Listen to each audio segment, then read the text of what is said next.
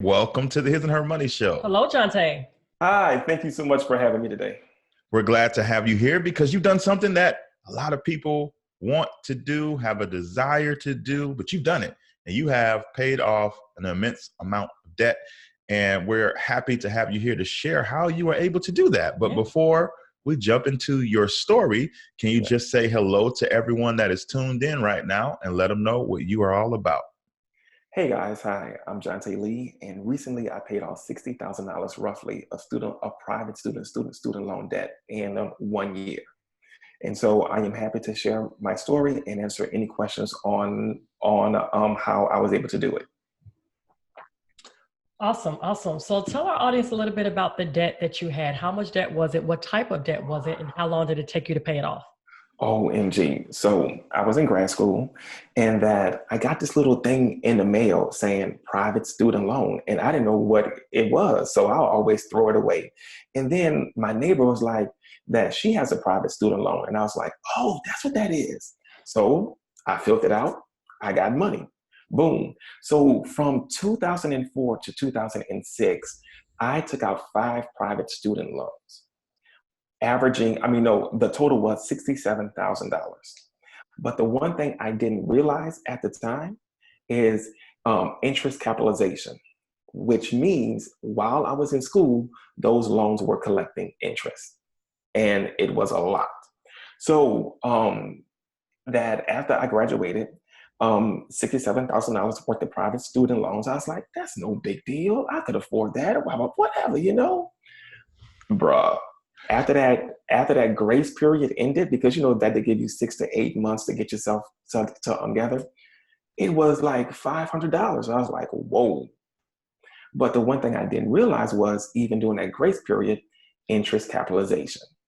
And so my first year and a half, guess what I did? Deferment, forbearance. Cool. Guess what I didn't realize? Interest capitalization. Mm-hmm. So what the private student loan is, you want to get one forbearance and one deferment, and that's it for the life of the loan. So basically, after all of that interest capitalization, in 2008, guess what my total balance was? Just take a wild guess. Ooh. 80,000? $88,000. Wow. So basically $21,000 in 2 years of interest capitalization. Whoa. Wow. Okay. So then I was like, all right, you know what? Just start paying it. So I had to plan where they would automatically debit it from my from my checking account. And so that gave me a 0.5% interest less. But every night I would go to bed with this debt. And it was very constricting. So it was May of last year. I decided, well, let me just check and see what my balance is. So after after making payments from 2008 to 2018, 10 years, my balance was $55,000. Wow. So in 10 years of making $500 to $700, and because the one thing I didn't realize was variable interest rates. And it wasn't until this year that I realized, guess what my interest rates were based on? Not Congress, not the US Treasury, the LIBOR, London stock market. Wow. I know. And so it was in May, I realized, whoa, this is my balance. My interest rate just went up, which means my monthly payments went up. I haven't made hardly a dent in this. So I said, I want to pay this off completely and to increase my spending capital in each month. So I was able to do it in 1 year, but $21,000 worth of interest from in 2 years. And so I did a calculation. The total interest I paid on the life of my loan, guess how much? You probably paid the loan twice. About 40,000 maybe. You're right. It's $61,000. Yeah, close to twice. And so really, my total payments were $129,000. Wow. And how much was the original loan that you took out? $67,000. So it doubled. Woo! It doubled. My gosh. So it took you a year to pay off the 50-something thousand that was left? The $55,000, yes. Oh, talk about you were determined. You're like, look, y'all not about to get another 10 years out of me.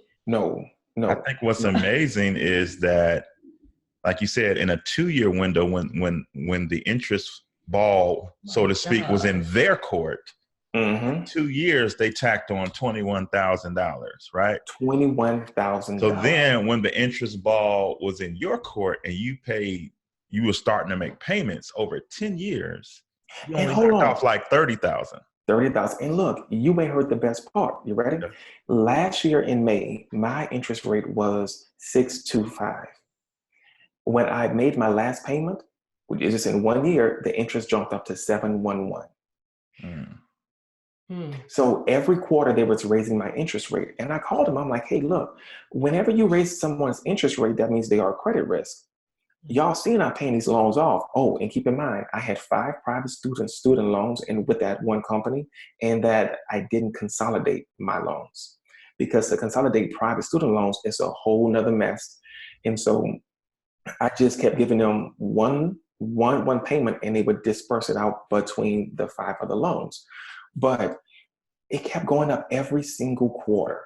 And my last payment, it was 7.11. And I said, this is just, So I'm happy I was able to look ahead because right now my monthly payments would be roughly around $800. Wow.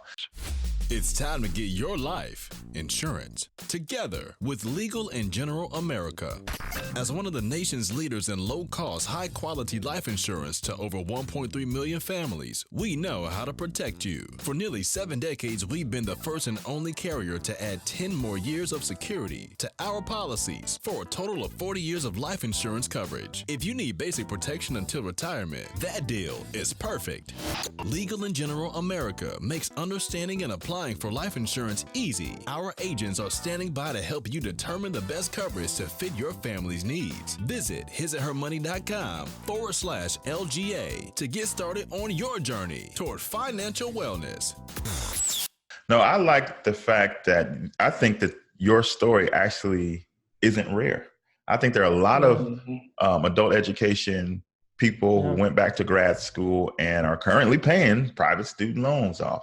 Now, you went a full 10 years just kind of on the conveyor belt that these institutions set up for you, right? Yeah. Here are your monthly minimum payments. You got your degree. Now let's make this happen. So for 10 years, you followed the rules. You followed the rules. And you looked up and you didn't even cut it in half in a decade, right? So how did in that before you went and looked up that balance at year 10, where was your mindset? How were you coping? Did it feel just like this is what I had to do to advance my career? This is normal. This is just how the game goes. How were you what was your mentality like prior to realizing in 10 years that you hadn't made the progress that you wanted to? You know what? That is a good question. My mentality was first I was exhausted because I would go to bed and always in the back of my mind, I would be on Instagram and looking at people traveling and doing all these great things, buying houses, buying cars. And I'm like, I can't afford to do that because I had this student loan debt. And so my mentality was, you know what, just pay off all my credit cards, blah, blah, blah. 3 years ago, I paid off my car a year and a half early. So I was like, okay, I'm good. But I did not see more disposable income because this huge amount of debt that I had. And the tricky thing about it was this came out of the first of the month check, which is the rent check. And that I live in DC. So it was very taxing. So my mentality was, you know what, just like you said, it was the conveyor belt. I'm just making the monthly payments and that hoping everything would have really decreased. But with the increasing interest rate, my monthly payments started to go up. And that's when I said I had enough. Wow. So did you come across any stories or anyone else that was out there doing it? Like, what was the moment that really allowed you to say, you know what, I think I need to kick this into high gear? Okay. So what it was that I always have worked more than one job. And so I had more than one job. My credit cards were paid off at the time. And then that I got a bonus and at work. And so I really was just having all this money in my checking account. And I was like, man, it felt nice to have like $12,000. You could just look at it like, ooh. And so then it always happened. So it was one paycheck where I blew a paycheck. And, I really had to learn how to be compassionate with myself. So I blew a paycheck and I looked up and actually I prayed and I'm like, God, bro, what's happening? And then the conversation I had with myself was, Jonte, you have all this money. If you don't tackle your private student loans, in 6 months, you're going to be kicking yourself. So it was that mentality that I had, was looking into the future on present regrets. So by me blowing that paycheck, that actually saved me, because I was like, you know what? In 6 months, I don't want to be looking back saying, you had this money and you did nothing with it. So that was that moment and everything clicked. And I just started boom, boom, boom, boom, boom. It seemed like maybe, and correct me if I'm wrong, there was something intimidating about the student loans, because you said you attacked credit card debt. You're like, boom, get rid of these boys. You went after your car and said, man, I'm paying this thing off. But in the back of your mind, you're like, I don't know if it felt like, did it feel like almost mission impossible to do the same thing with student loans? It was extremely overwhelming. Is that every time I looked at it, because for the past 10 years, I never looked at my statements. I'll just have them take it out. So in the back of my mind, it always was 75,000, because that was the last time I actually looked at it. So, but I was like, wow. And so I was just on autopilot. Mm-hmm. And that with debt, sometimes you just don't want to see it. And you feel, and if you don't look at it, it doesn't exist. Well, you know it exists, but just for that moment, you don't feel it. And so I didn't want to feel it. But after I blew that paycheck, I was like, bro, this has to happen. Yeah, the key word that you used was autopilot. I think many of us are on autopilot because now the systems are set up where it's very convenient. Oh, just do auto debit. And a lot of times you're right. We don't even look at our statements. Things are automatically coming out. And it's just like, hey, life is good. We're good. It's not like we're getting any letters in the mail. And so talk about, how did you have to change your habits? Because again, you've been doing this for 10 years, autopilot for 10 years. Now, all of a sudden, you had to literally do the opposite, right? Did you surround yourselves with people that were doing the same thing? Did you surround yourself, consume yourself with content to help you? Like, what inspired you and kept you on this route of accomplishing this goal? So the first thing is that I do want to talk about that. I didn't want to tell nobody. This was embarrassing to have this amount of debt. Nobody wants to talk about that. And I remember last year that the person I was dating told me, we cannot be together until you decrease this debt. And for me, it was like, whoa. And so now, we broke up since then, but now that it's all gone. So what it was, the first thing is I had to have an honest conversation with myself. And that was a tough one. How did I get here? I did not get private student loans to pay for books. I didn't do it to pay for college. I did it strictly as party money. $67,000 worth of gifts, worth of electronics, worth of clothes, worth of traveling. So I had to have that honest conversation with myself. This is how I got here. Then the second conversation I had was, what need did that money satisfy for me internally? And for some, that becomes your identity. I had a 2-bedroom apartment where one room was just for my clothes. That was my identity. If you walked in that room, it looked like a store. The second thing, and then the third thing was, what do I need to change about myself? Well, clothes are not my identity. I do want to have more financial freedom. And then from there, Jonte, you have to be compassionate with yourself, okay? That's who you were then, doesn't mean that's who you are now. And so by me having that conversation, that's when I started to get things together. Also, I surrounded myself with content Back in the day, I was a heavy reader and follower of Susie Orman. So that I bought her book, Young, Fabulous, and Broke. I would be on the internet researching how to how to pay off student loans. So it was funny because I had the content knowledge of this, but just like you all said, you go on autopilot. You don't want to look at it and you don't want to feel it. And so I wasn't applying the content knowledge. So I wasn't able to go against my natural instinct and then fall back on the knowledge that I've gained. So there's lots of people listening who want to do what you've done, and they're like, okay, so what did he do? I mean, you knocked out $55,000 of debt in 1 year. So yes. Give us some of the practical steps that you executed that allowed you to pay off this much debt so fast. Okay, so the first thing is, after 10 years, I did not know my contract. I didn't know it. So I gave him a call. I'm like, what are my terms? Secondly, I had to find out, how are extra payments viewed? Does it go directly towards principal, or is it viewed as an extra payment with the normal interest coming out? And if that's the case, how can I get it to go towards principal? And so I tell people, know the terms of your loans. I didn't know that going in, but that I was able to use that as a tool this past year. And so the first thing is that you have to come up with a plan, a realistic plan. No, you are not going to stop going out. You are not going to stop eating your favorite fast food, but use the money apps and also Quicken to track and see where your money is going monthly.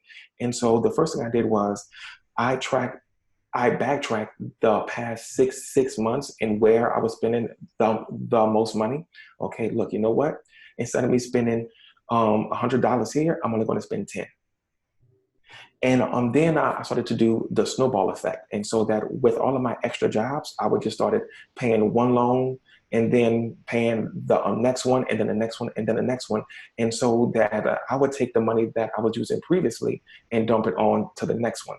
And it was becoming very motivating to see it decrease. I know that some financial experts suggest to attack the highest one first. No, for me, I was attacking the lowest ones first.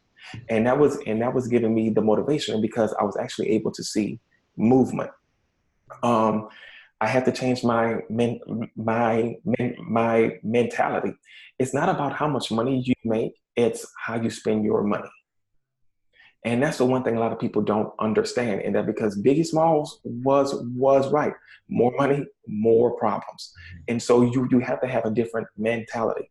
One of the creative things that I did was I started to become honest and with my family and friends. You know what? Do not buy me a Christmas present. The money you was going to spend on me, put it towards one of your bills, and the money I was going to spend on you, going towards a bill. And so it's having that honest conversation. Hey, look, you know what? I do want to come into your wedding, but guess what? I just cannot afford it. But by me saying that, I also knew that that sacrifice was going to be temporary but have huge gains. I worked extra jobs. So the one thing I knew was that I'm a teacher. I have a master's. So I started teaching online and making extra money. That I started doing after school programs and making extra money. I even drove Uber to make extra money. I taught summer school to make extra money. And then the one thing I had to realize was, bruh, they was taking out too much taxes. I was claiming 0. And so, and that because growing up, and that the mentality was at the end of the year, and you're going to get a huge refund. But once I learned about it, the IRS held my money interest free. Mm-hmm. And that's money that I could have been using throughout the rest of the year. And so it's just adjusting my W-2 forms to where, my W-4 forms, and to where that they were not taking out as much taxes. And so there's nothing wrong with breaking even at the end of the year. That means you owe nothing, and that money was put to good use. So it was just good old fashioned working extra jobs and just being honest, and also sticking with the plan. And then the last thing was, all of my friends would be like, you know what, Jonte, that why don't you treat yourself to something really nice, buy something really expensive. The treat to myself is, in 6 months, I won't have to pay $700 a month for this bill here. So basically, if you do 700 times 12, that's how much a year raise I just gave myself. Yeah, I love that. I love that. So walk us through the moment when you paid your last student loan. Oh, buddy. Let me tell you, that weekend I danced and shouted around my apartment like you would not believe. I was so happy. I was so happy. But I'm not going to feel it until, no. I felt it yesterday, because yesterday was the 8th and nothing was debited out of my account. It felt great. It was just a marvelous feeling.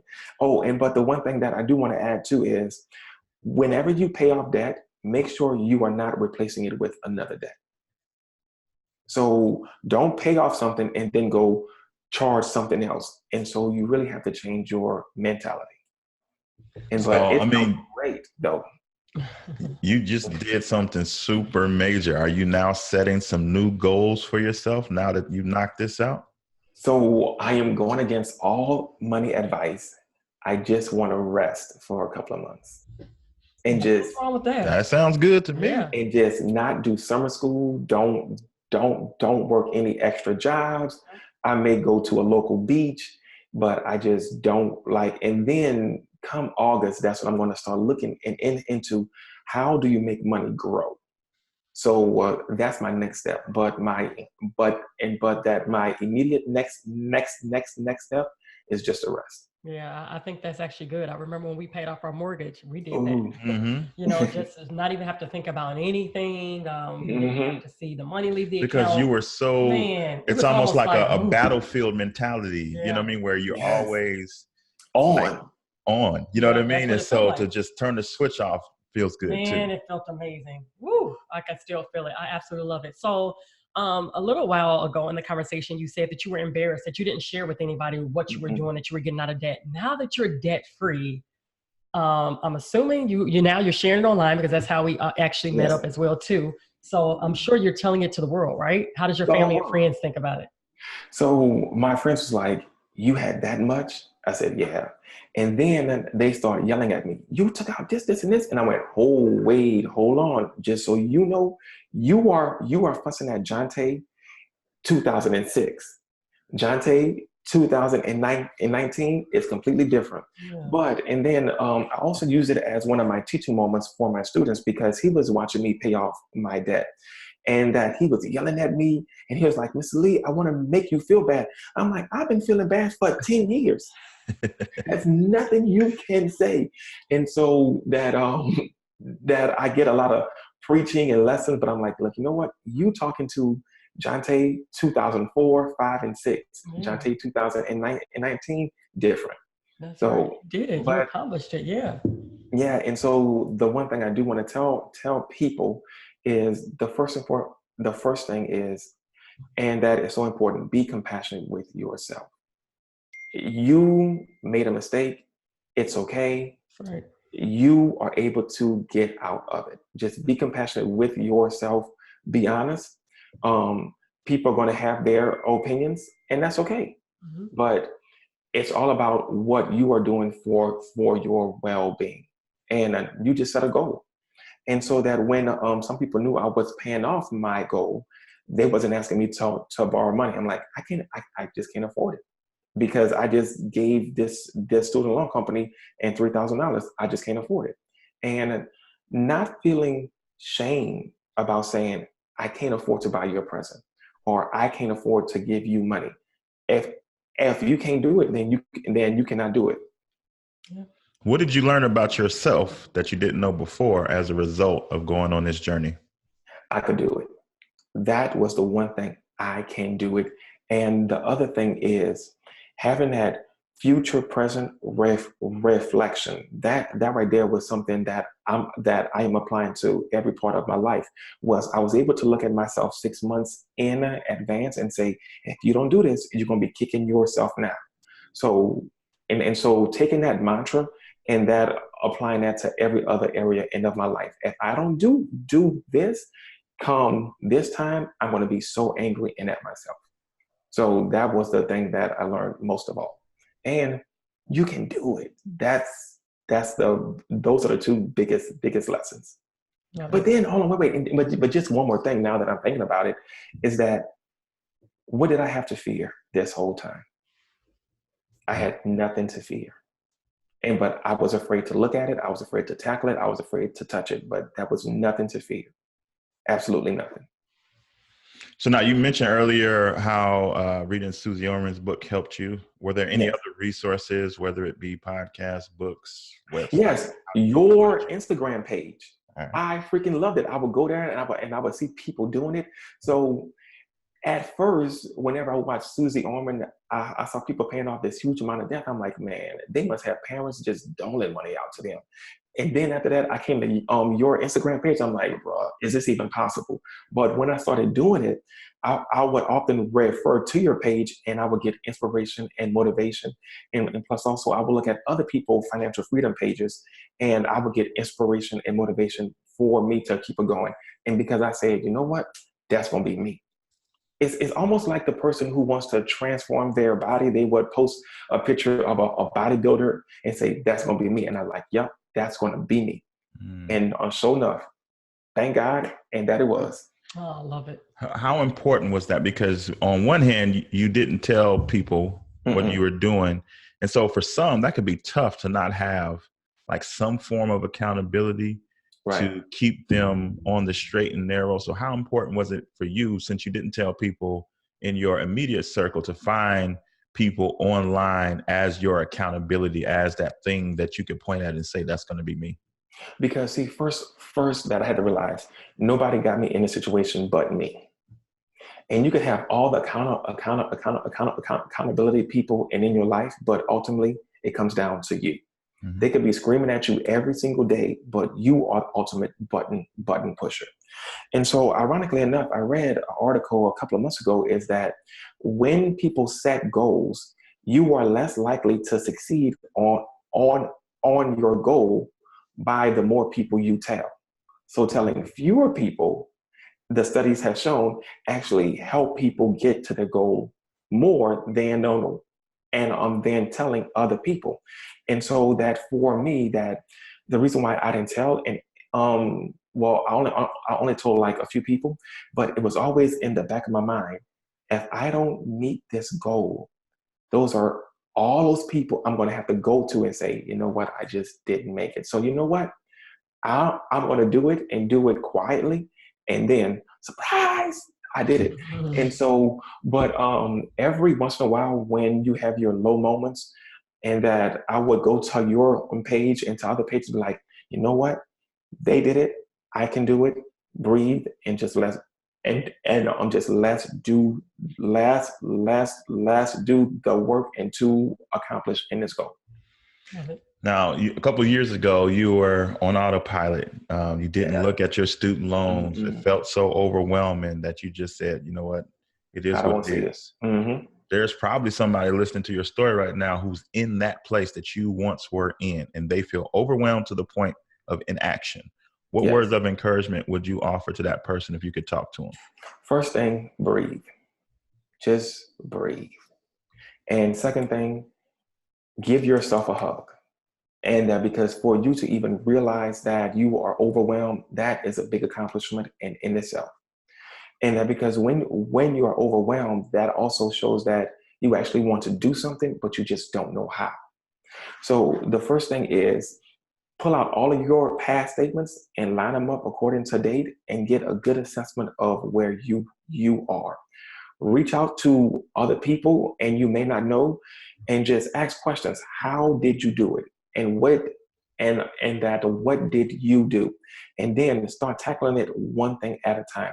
Also, I will call the lender and set up some type of payment plan of that. How can I get back on track? And then also just know the terms and of your loan. It was interesting that a person reached out to me and that he said, I have a master's in data analytics, statistics, and what can I do? I'm like, bruh, do you know how many nonprofits outsource their data and that their data team? You can work and on the side for them. Do you know how many grad students, and high school students need help in statistics? You could tutor and after work. So just get creative and use your degree and to do the work for you. Awesome advice. So if people want to keep up with you on your journey, where are you at on social media? So you can find me on Instagram. It's Jonte, Jonte, my middle initial R, and my last name Lee, Lee. So Jonte R. Lee. And you can find me on Instagram. My page is public. Just send me a friend request. I always accept. All right. We'll be sure to link it up in the show notes. Jonte, this is incredible, Great man. job. You did it. You're debt free. No more $700 private student loan payments. You are free. Free. Congratulations. Thank you so much. Thanks for coming on and sharing your journey with the audience today. Thank you.